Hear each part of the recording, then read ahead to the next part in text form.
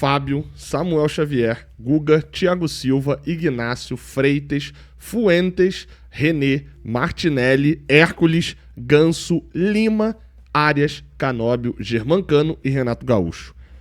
Quer saber o que esses nomes têm em comum? Isso aqui não é escalação titular, não. Vocês viram que tem mais de 11, né? Depois da vinheta.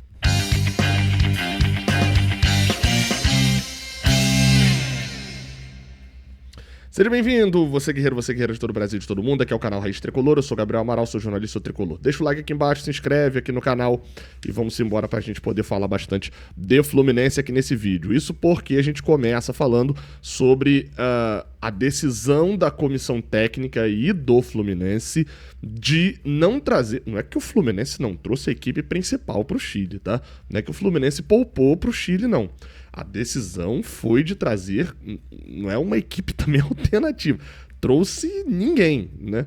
Os jogadores do Fluminense, toda essa lista que eu abri falando aqui, são jogadores que não vêm ao Chile, inclusive o treinador Renato Gaúcho. Obviamente que toda a lista que eu citei aqui no início, que eu posso ir repetindo aqui com calma, Fábio, Samuel Xavier, Ignácio Freitas, René, Martinelli, Hércules, Ganso ou Lima, Arias, Canóbio e Cano. É basicamente o time titular do Fluminense, só que adicionado de alguns que estão lesionados, como o Guga, Thiago Silva, Gabriel Fuentes.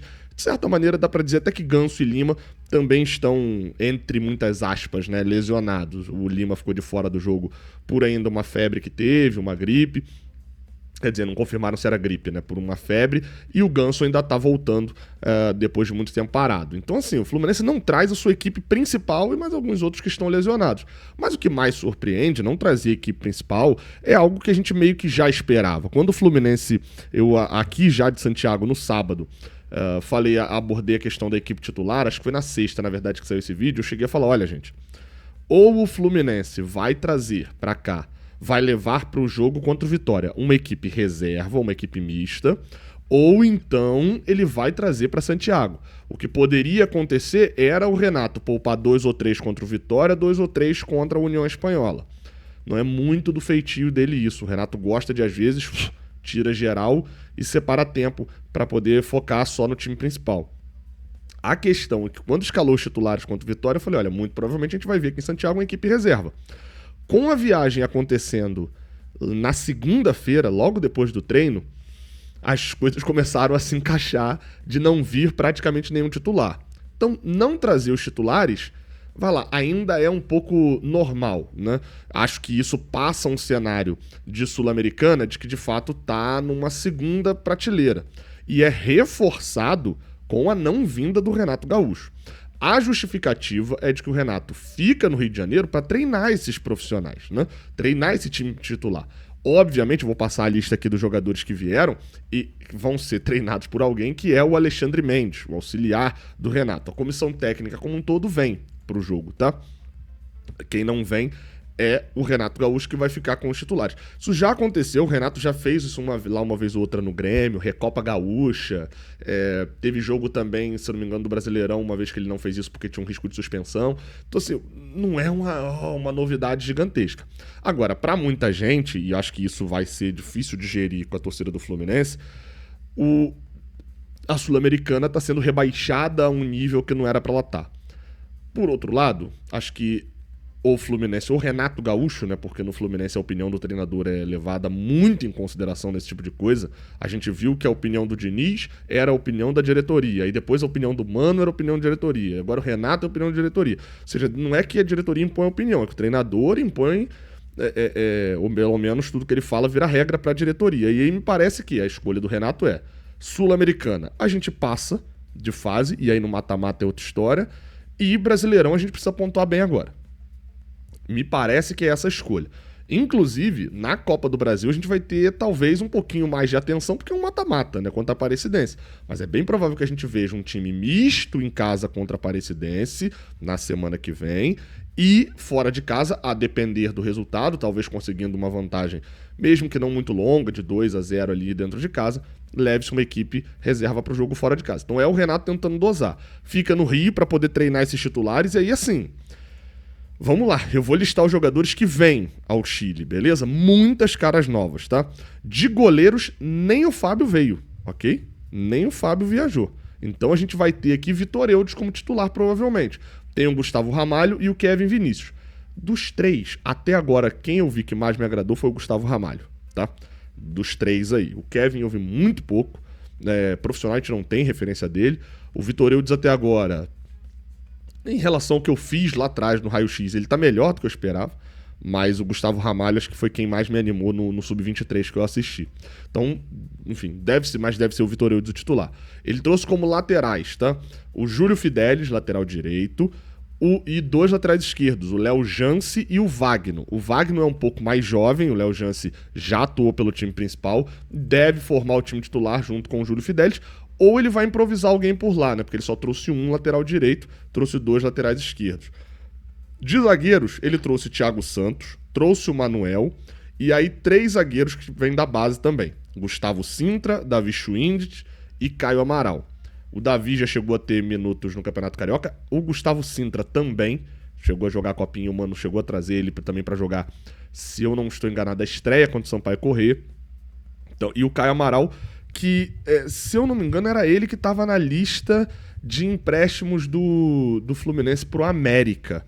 Naquela parceria que era ele mesmo. Aquela parceria que o Fluminense está fazendo com a América para emprestar jogadores para a Série A2, o Caio Amaral estaria nessa lista também. Aí não tem muita discussão, é Manuel e Thiago Santos que provavelmente vão formar a vaga, os outros 3 estão fazendo uma viagem internacional, enfim, estão ali vindo para cá para poder ter uma experiência de Sul-Americana. Para os moleques isso é essencial, tá? Daqui a pouco eu vou falar sobre a parte boa desse não viajar. Enfim, de meio-campistas vem o Fabinho, o volante, Facundo Bernal, Gustavo Doman e Nonato. Ainda tem também, tá? De meias... o Wallace Davi, também é volante. Tem o Thiago Henrique e o Lescano. Esses são os meio-campistas que vêm. Se ele formar o time na base de 2 volantes e um meio-campista, o Lescano deve assumir a titularidade nesse jogo e vai ser cobrado, tá? Agora ele vai ser, talvez, jogar no voltar ao time do Libertad, onde é um time um pouco mais fraco, ele era a cabeça do time. Vai jogar o campo do Bicentenário, né? Ele é um campo de gramado sintético, talvez isso tenha influenciado um pouquinho também na questão da vinda ou não de alguns jogadores. Então esse meio de campo, chutaria eu, que vai ser formado pelo Bernal, Nonato e Lescano. O resto, novamente, viaja para ficar no banco e ser opção no segundo tempo. De atacantes, muito provavelmente a gente vai ver também um ataque formado por Kevin Serna, Keno e Everaldo. Quem que viaja também? O atacante Kelvin, o atacante Kevin, para destruir narrador isso aí, né? Kelvin com W, Kevin, tá? O Lavega, Paulo Baia e o Wesley Natan. Desses daí, de quem a gente pode esperar alguma coisa ali, né? Dos que são os titulares, provavelmente Keno, Serna e Everaldo. E dos que não são titulares, né? O Paulo Baia deve receber mais chances, né? Como teve lá contra o Águia de Marabá, como teve contra o San José. E aí, dos outros que vêm, o Wesley Natan tem uma expectativa sobre ele, o Lavega deve ganhar minutos. E tanto o Kevin Samuel, né? Que é Kevin Samuel, que é da Esquadrilha 07, pô, espetacular no Sub-17 do Fluminense. Tanto o Kelvin, que esse já é 2006, mas foi talvez um dos melhores jogadores do Fluminense nessa copinha desse ano. Aí, assim, a expectativa é de jogar pelo profissional do Fluminense e receber alguma chance, tá? Enfim, a equipe do Fluminense tem pra esse jogo uma chance nesses moleques. O Samuel Xavier, quando deu entrevista no Charla, ele falou, cara, a primeira coisa que o Renato fez foi escalar ali o mesmo time do Mano Menezes e tal, não sei o quê. Na segunda rodada ele, cara, o jogo contra o San José. Remodela o time todo. Bota todo mundo pra jogar. Em 10 dias, o Renato Gaúcho já tinha colocado quase 30 jogadores, 25, 26 jogadores pra jogar. E isso mostra pro grupo que, olha, todo mundo aqui vai ter chance de jogar. E ele ganha o grupo dessa maneira. Então, poupar o time, trazer um time alternativo pro jogo contra o União Espanhola faz parte desse pacote também do Renato Gaúcho, mostrando pra todo mundo que tem que se empenhar, porque o titular que ficou no Rio, se o reserva que veio pra cá mete 3 gols, vai botar a banca pra cima de você. Então joga, precisa jogar bola. E o reserva que veio pra cá precisa jogar bola. E o moleque que veio pra cá e que talvez nem jogasse e entrou pra jogar 2, 3 minutos, tem que dar a vida nos treinamentos, porque tá tendo uma oportunidade que muitos times nem teriam. Então, nesse caso, o efeito é positivo. Qual que pode ser o efeito negativo? É uma aposta alta, tá? É uma aposta alta. Se o Fluminense se complicar na Sul-Americana, esse jogo daqui vai ser lembrado como um jogo em que um problema foi causado para a classificação. O Fluminense tem 6 pontos até agora, venceu o Once Caldas fora de casa, que era um adversário difícil, goleou o San José com facilidade dentro de casa mesmo usando as reservas, e aqui em Santiago não tem altitude para justificar poupar os jogadores como teria em La Paz. Basicamente, trazer o time para cá e o Fluminense não, o time reserva para cá e o Fluminense não passar em primeiro, pode ser um problema futuro do Fluminense, que a gente vai lembrar desse jogo aqui, principalmente, obviamente, se a gente não tiver o resultado. O Fluminense tem, eu repeti aqui, quando eu vi os outros, o Fluminense já jogou 2, eu vi os outros 2 jogos do grupo. É desesperador o nível, tá? Tanto do União Espanhola, quanto do San José e do Once Caldas menos. Mas a gente já ganhou do Once Caldas fora. Fluminense, cada ponto que o Fluminense perder na Sul-Americana, e aí eu vou dar a exceção aqui só do San José em La Paz, se a gente mandar o reserva, porque o titular tem a obrigação de ganhar o San José em La Paz também, tá? É muito fraco o time do San José, qualquer ponto vai ser lamentado. Não tem como a gente contestar isso não, tá? Mas não vejo problema de tá subestimando a Sul-Americana. Sim, galera, a Sul-Americana é um campeonato, eu quero ganhar, um campeonato que a gente não é campeão. Dito isso, essa primeira fase, o time reserva do Fluminense era pra disputar ponto com o Once Caldas na pior das hipóteses. Porque assim, o nível do grupo é baixo e o Fluminense precisa rodar o time, então eu concordo. O Renato não vir, é o Renato, né? É o pacote Renato Gaúcho. Quem compra o pacote Renato Gaúcho sabe que tá ganhando um cara que, pô, vai atrair a torcida, um cara que tem um carisma inigualável, um cara que quando tiver que falar alguma coisa no microfone vai falar e vai defender o grupo dele, vai defender o time, etc. Mas esse é o pacote Renato também, é de não vir pra um jogo e deixar claro o nível de importância dele. Pode ser que no segundo semestre mude e a Sul-Americana se sobreponha ao Campeonato Brasileiro? Pode ser, mas na primeira fase, basicamente a Sul-Americana foi tratada, tá sendo tratada pelo Renato Gaúcho e talvez na próxima rodada seja de novo, já que é um jogo em La Paz contra o San José, como um subtorneio, né? Não é o torneio, não tá nem perto do torneio principal do Fluminense. Vamos lá, deixa eu mostrar aqui porque a CBF divulgou o áudio do VAR da partida entre Fluminense e Vitória. O pênalti no John Arias foi assunto e a gente vai botar aí agora. Eu tô tapando uma partezinha porque senão dá problema de direitos autorais, né? Vamos lá. Peraí que tá sem o som pra você. Agora sim. Agora sim vai aparecer o som aí pra vocês. Mas assim que ela tá. Olha a bola, olha o Arias, atenção Arias. A bola pode seguir, tá legal. Tá marcado, tá? Consigo ver, tá? 3 a 3. Possível penal. Tem uma marca. Muito bom, aqui, ô, Góis. Quando ele gira, ele fica de frente com o cara. Eu tô Fase bem de próximo. ataque, tá? Só pra dar o pause porque ele vai começar a mostrar o replay. Primeira atenção é se o Arias estava em... Parabéns ao Germancano, tá? Eu achei que era um lateral do Martinelli, mas foi parabéns ao Germancano pela cobrança da falta. O drible a jogada do John Arias, eles falam que marcaram pra poder ver se estava impedido ou não. Tem o corte e o árbitro tá bem perto do lance. É isso que foi dito até agora. Ok, Não Matheus, tá consigo ver chegando. nada de irregular. Vamos lá, tem um Vamos segurar. pra- Tava do lado lá, Góis, bem Vou te dar aberto. pela 1650, posso? Ele não Ele vai virar e ver o cara. Ele Tá de fala frente, que tem um 50. contato. Precisamos de uma baixa, tá? Pra ver se Mas não é o Não, impacto. segura. Não consigo avaliar o Segura. impacto. Câmera Tá, não é 5. o... Pra mim não é o que Câmera impacta, 3 tá? também, tá? Ele virou no cara. Repete a sua Chegado, narrativa tá pra mim, bom? Matheus. Repete a sua narrativa pra mim. Oi? Você viu o quê? Desculpa. O Matheus é o árbitro de campo e o árbitro do VAR começa a pedir, olha, quem comanda é o árbitro do campo. Então fala, o que você viu em campo? É isso que tá sendo pedido pelo VAR. Oi, Góis. O que Vou você te dar tem E eles ficam falando é a voz, tá?